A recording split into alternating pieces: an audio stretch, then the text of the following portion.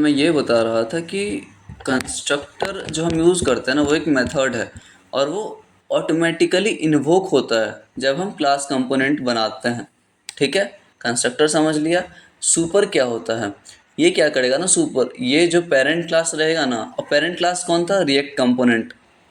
ठीक है, अभी के लिए इतना समझना है, रिएक्ट कंपोनेंट एक पेरेंट क्लास था।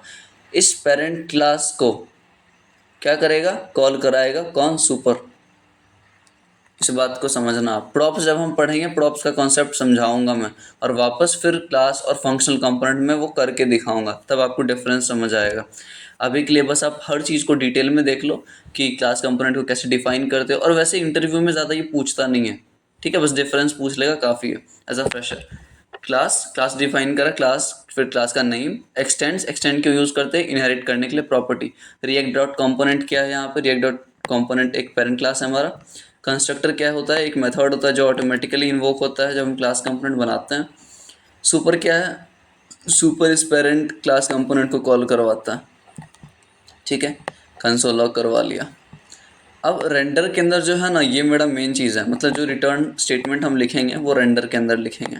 तो अभी के लिए आप ये अगर हटा भी दो ना कंस्ट्रक्टर, क्योंकि हम प्रॉप्स यूज़ नहीं कर रहे हैं अभी तक, आपको इतना ही देखना है, हम कुछ नहीं देख रहे हैं। अब चलो इसको एक्सपोर्ट करते हैं।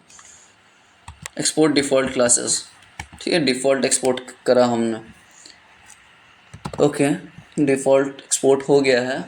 इसको कहाँ इंक्लूड करवा सकते हैं? Okay okay okay, class, let's say I am class component, I am a class component. Done.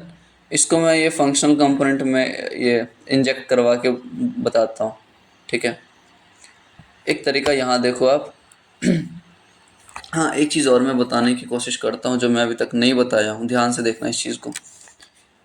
यहाँ पे सबसे पहले मैं इंक्लूड कर सकता हूँ क्या क्लासेस को?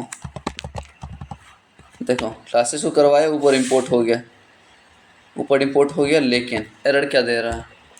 एरर अगर आप समझते हो ना तो एरर को सॉल्व भी कर सकते हो, ट्रस्ट में। एरर क्या है यहाँ पे? JSX expressions must have one parent element, must have a parent element. इसका मतलब मुझे ये बोल रहा है ना कि ये सब चिल्ड्रन है, जो भी आप डिफाइन कर रहे हो एक चिल्ड्रन के फॉर्म में है, आप इसका एक पेरेंट बना दो। पेरेंट बनाने का ये मतलब है, मैं डिव दे के देखता हूँ एक बार, बस मैं ऐसे ही चेक कर रहा हूँ, ऐसा कुछ खास नहीं, चेक कर रहा हूँ कि काम करता है या नहीं। मैंने डिव दिया, अरे यार जस्ट अ सेकेंड, देखो पेरेंट देते ही ये काम ख़त्म हो गया इसका। पहले प्रिंट होगा आई एम अ कंपोनेंट, फिर प्रिंट होगा क्या? I am a class component. ठीक है, अभी अपन अगर टर्मिनल पे चलाए npm start, तो let's see what will be our output. और ये जो रिएक्ट की सीरीज़ है ना, ये मैंने स्क्रैच से बताया, ये मत समझना आपकी npx क्रिएट रिएक्ट ऐप कर दिया हूँ, नहीं। ऑब्वियसली वो हमारे लिए बहुत ही बेनिफिशियल रहता, बट नहीं, हमें वो चीज़ नहीं देखनी। ठीक है, इस लिंक पे मैं कैसे क्लिक करूँगा? कंट्रोल प्रेस करके एक बार क्लिक करूँगा तो ये खोल देगा अपने ब्राउज़र में। ओके, ठीक है, रिएक्ट इज़ नॉट डिफाइंड। अच्छा देखो देखो देखो, समझना, देखो ये क्या बोला? रिएक्ट इज़ नॉट डिफाइंड, और हम रिएक्ट डॉट कंपोनेंट एक पेरेंट क्लास यूज़ कर रहे हैं, तो डिफाइन करके देखते हैं भाई क्या दिक्कत है।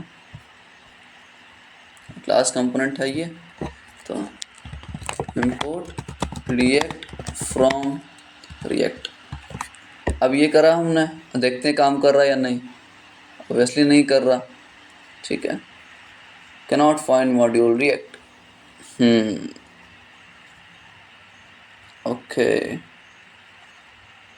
एक मिनट, जो हमने डॉक्यूमेंटेशन देखा था इसमें जो डॉक्यूमेंटेशन देखा था हमने, यहाँ तो रिएक्ट डॉट कंपोनेंट कर रहा है, वहाँ काम क्यों नहीं कर रहा?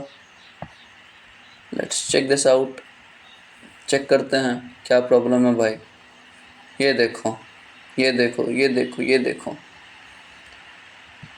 ये काम तो करना चाहिए, import react from react.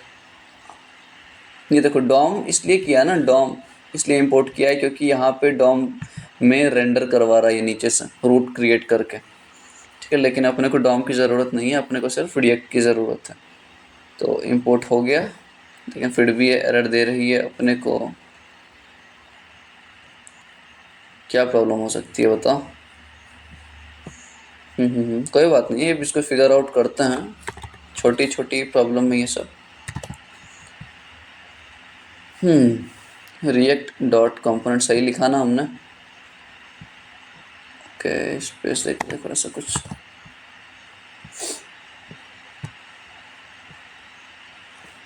Import react from react, क्या बता रहा है? Can not found module REACT, spelling भी तो सही है।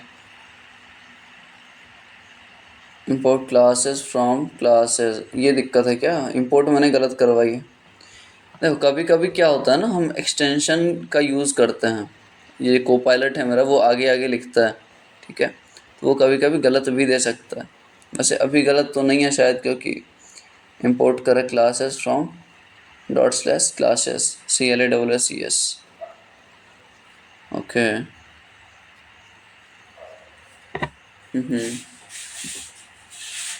एक चीज़ मैं करके देखता हूँ, शायद काम कर जाए। मैं यहाँ div के अलावा ये चीज़ करके देखो, इसका डिफरेंस मैं बताऊंगा एम्प्टी टैग्स में क्यों लेते हैं, ठीक है। देखो देखो देखो देखो देखो देखो, एरर सॉल्व हो गया हमारा।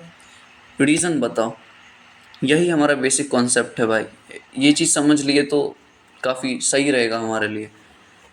ये अब शो क्यों कर रहा है? पहले क्या बता रहा था जब हम ये एम्प्टी टैग यूज़ नहीं कर रहे थे?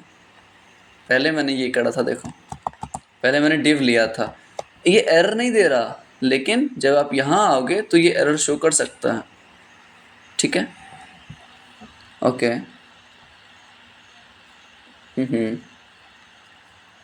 चलो वापस को स्टॉप करके स्टार्ट करते हैं। npm स्टार्ट करो, लेट्स सी क्या दिक्कत थी, क्या अभी सही है? ऑफ कोर्स ये सही है, ठीक है। ये हो गया, हमारे पास चल रहा है।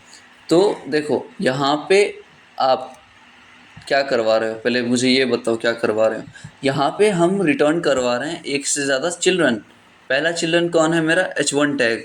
सेकंड चिल्ड्रन कौन है मेरा? क्लासेस। ध्यान से देखना, अभी मैं एक कॉन्सेप्ट बताऊंगा, बहुत ही अच्छा कॉन्सेप्ट है वो, और इंटरव्यूअर उसी में फंसाते हैं बंदे को। पहला दो दो चाइल्ड हम रिटर्न करवा रहे हैं, लेकिन आपको ये बात ध्यान रखनी है कि जब एक से ज़्यादा चीज़ हम रिटर्न करवा रहे हैं तो उसका एक पेरेंट कंपोनेंट होना चाहिए। पेरेंट में बाइंड अप होना चाहिए, मेनली पेरेंट डिव होना चाहिए, ठीक है। तो यहाँ हमने एक डिव में इसको बंद करके रख दिया, रैप कर दिया है, ठीक है। रैप करने से एरर नहीं देगी, ये एरर नहीं दे रही है, चलो ठीक है। सेकेंड क्या कर सकते हैं ना, पहला तो ट्राई करना कि डिव देने के लिए जो कॉमन इंटरव्यू जो कैंडिडेट्स होंगे ना इंटरव्यू में, वो कॉमन यही बोलेंगे कि हम इसको रैप कर देंगे इनसाइड अ डिव, तो चलो काम कर गया। दूसरा तरीका क्या है, इस डिव को हटाओ, इस डिव को हटाओ और हम एम्प्टी टैग्स यूज़ करेंगे यहाँ पे। अब ये भी एरर नहीं देगा मुझे, एम्प्टी टैग्स भी एरर नहीं देगा। तो ये सब कन्वेंशन है जो हम यूज़ कर सकते हैं। एक से ज़्यादा चीज़ अगर रिटर्न करनी हो ना तो हम आराम से यूज़ कर सकते हैं इस चीज़ को। ये हो गया। अब तीसरा जो तरीका है वो है रिएक्ट डॉट कंपोनेंट नहीं, रिएक्ट डॉट फ्रेगमेंट, ठीक है। तीसरा जो है हमारे पास वो है रिएक्ट डॉट फ्रेगमेंट। दे रहा क्या एरर? नहीं दे रहा, टेंशन मत लिया करो यार, देखो नहीं दे रहा, ठीक है। रिएक्ट डॉट फ्रेगमेंट अभी भी नहीं देगा ये एरर। आप बात समझे कि हम कुछ भी यूज़ करें, यहाँ पे मैंने div यूज़ किया, मैंने एम्प्टी टैग्स यूज़ किया, यहाँ पे रिएक्ट डॉट फ्रेगमेंट यूज़ किया, तो ये सब तरीक़ों से हम क्या कर सकते हैं, एक से ज़्यादा चिल्ड्रन को रिटर्न आउट कर सकते हैं, ठीक है। तो ये था बेसिक कॉन्सेप्ट हमारे क्लासेस का, और ये छोटी मोटी चीज़ें हैं जो क्लियर होना बहुत ही ज़रूरी है, ठीक है। तो अगर नेक्स्ट लेक्चर में देखते हैं, अगर क्लासेस के बारे में और बात कर सकूँ मैं तो उसके बारे में करते हैं, नहीं तो आगे प्रॉप्स वगैरह हुक्स के बारे में देखते हैं। Okay, thank you for watching this video and hope you all like this, और सपोर्ट कर देना यार मन करे तो। चलो थैंक यू, बाय बाय।